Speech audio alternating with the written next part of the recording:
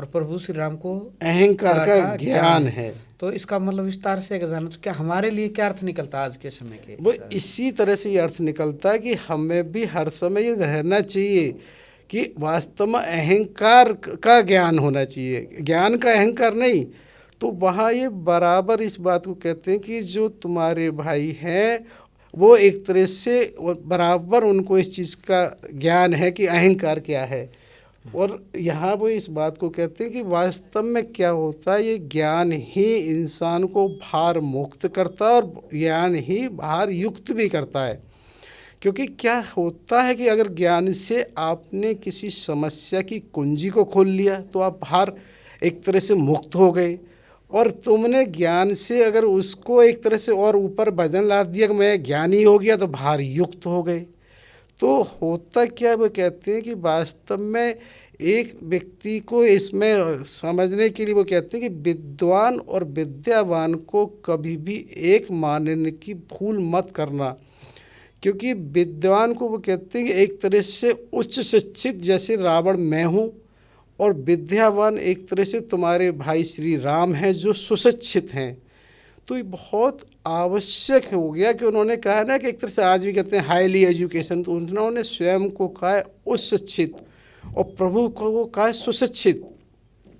तो ये चीज़ है कि देखिए कि वास्तव में विद्या को ऐसे हम समझ सकते हैं कि विद्या है क्या।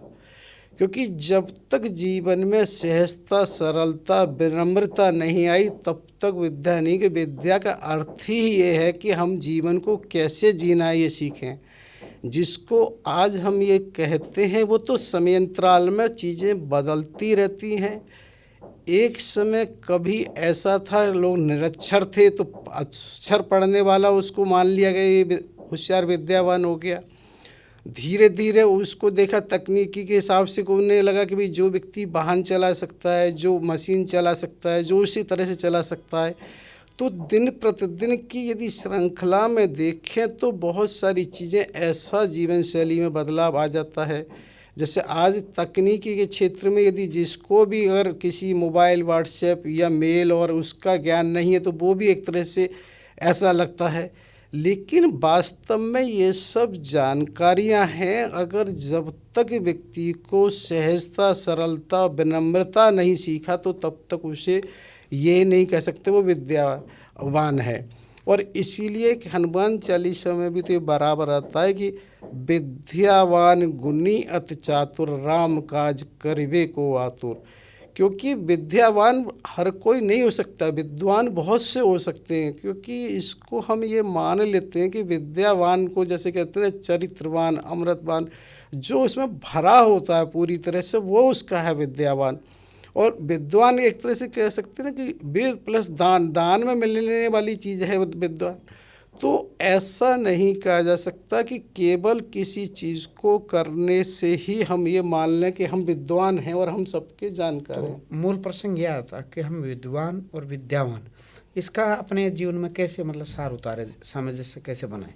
हमने जैसे इसको कहा ना कि विद्यावान वो है जिसके पास, वो बार बार उसने खुद ये कहा रावण ने कि इसको ये देखा कि मैं विद्वान और प्रभु को विद्वान, यानी कि विद्यावान वो है जिसमें सब कुछ होने के बावजूद विनम्रता, सहजता, सरलता सब कुछ रहता है।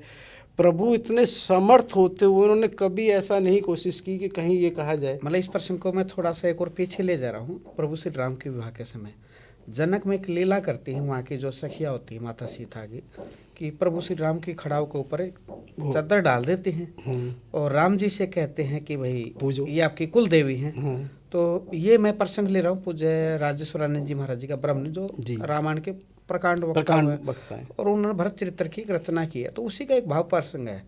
तो राम जी मना कर देते हैं कि नहीं, पहले हमें दिखाओ। तो हाँ, पूज्य महाराज श्री ने इसका अर्थ निकाला कि नहीं, राम जी ज्ञान है और ज्ञान बिना मतलब पूरा अंधकार दूर हुए बिना नहीं अपनाता, नहीं जाता। वहीं भरत जी को कहा वो प्रेम के प्रतीक है, उन्होंने तुरंत मान लिया, पूजन शुरू कर दिया।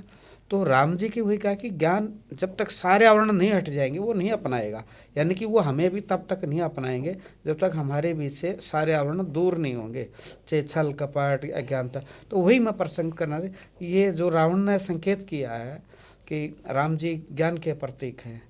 तो इसके विषय में हमारे जीवन में ये कैसे उतरे, मतलब इसका मूल मेरा पूछने का यही था। नहीं, उसको होता क्या है कि हमें पहले ये समझना होगा कि हम ज्ञान मानते किसको हैं, क्योंकि जो मैंने अभी जिक्र किया कि बहुत सारी तकनीकी जानकारियाँ जिसे प्राप्त है हम ये मान लेते हैं यही ज्ञान है। भाई ये समयांतराल में जीवन शैली है कि जिसको समय के साथ जीना पड़ता है। ऐसा नहीं है 50 साल पहले अगर कोई तकनीकी नहीं थी तो वो उनको ज्ञान नहीं था। वास्तव में क्या है